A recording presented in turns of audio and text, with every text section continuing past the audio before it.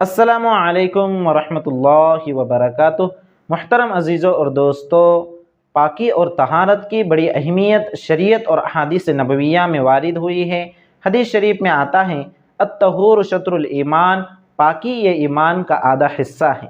اس لیے ہر انسان کو یہ کوشش کرنی چاہیے کہ وہ ہمیشہ پاک و صاف رہیں، طہارت کے ساتھ رہیں، اور یہ کوشش کرنی چاہیے کہ ہو سکے تو وضو کے ساتھ رہے، باوضو رہے۔ باوضو رہنا یہ بہت بڑا عمل ہے، اس لیے یہ کوشش کرنی چاہیے کہ پاکی یعنی طہارت کے ساتھ ساتھ وہ باوضو بھی رہیں، ہمیشہ وضو کے ساتھ رہیں۔ وضو ٹوٹ جائے تو فوراً وضو کر لے۔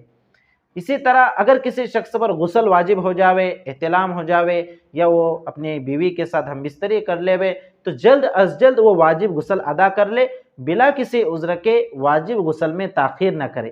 لیکن اگر وہ تاخیر کرتا ہے، جیسا کہ اگر اس نے رات کے پہلے حصے میں اس پر غسل واجب ہوا ہے اور وہ رات کے تیسرے حصے تک تاخیر کرتا ہے، تو اسے ناجائز اور حرام بھی نہیں قرار دیا جا سکتا، لیکن اتنا مؤخر کرنا کہ نماز ہی قضا ہو جائے یہ جائز نہیں ہے۔ جی ہاں، چاہے مرد ہو چاہے عورت ہو، اگر وہ اپنے واجب غسلوں کو اتنا مؤخر کرتے ہیں کہ نماز ہی قضا ہو جاوے، یہ جائز نہیں ہے۔ نماز کے وقت سے پہلے پہلے تو غسل کرنا ان کے لیے واجب اور ضروری ہے۔ اور ہاں، جنابت کی حالت میں عموماً یہ مسئلہ بھی پیش آتا ہے کہ جنابت کی حالت میں کیا عورت اپنے بچے کو دودھ پلا سکتی ہے، ماں اپنے بچے کو دودھ پلا سکتی ہے؟ تو یاد رکھیے کہ جنابت کی حالت میں دودھ پلانے میں بھی کوئی حرج اور کوئی کراہت نہیں ہے، لیکن اگر وہ پاکی کے ساتھ غسل وغیرہ کر کے اگر دودھ پلاتی ہے تو یہ اور بھی زیادہ اچھا ہے کہ اس سے بچے کے اوپر اور بھی زیادہ اچھے اثرات مرتب ہوں گے۔ تو یاد رکھیے، ہمیشہ پاک و صاف رہنے کی کوشش کریں، اور ہو سکے تو باوضو رہنے کی کوشش کریں، اور جب کبھی غسل واجب ہو جاوے تو جتنا جلد ہو سکے واجب غسل کو ادا کر لے، غسل کر لے۔ میرے عزیزوں اور دوستو، عموماً جو یہ اثرات وغیرہ کے جو شکار ہوتے ہیں اور ناپاک اثرات کے شکار ہو جاتے ہیں، اس کی ایک بنیادی وجہ یہ ہے ناپاکی۔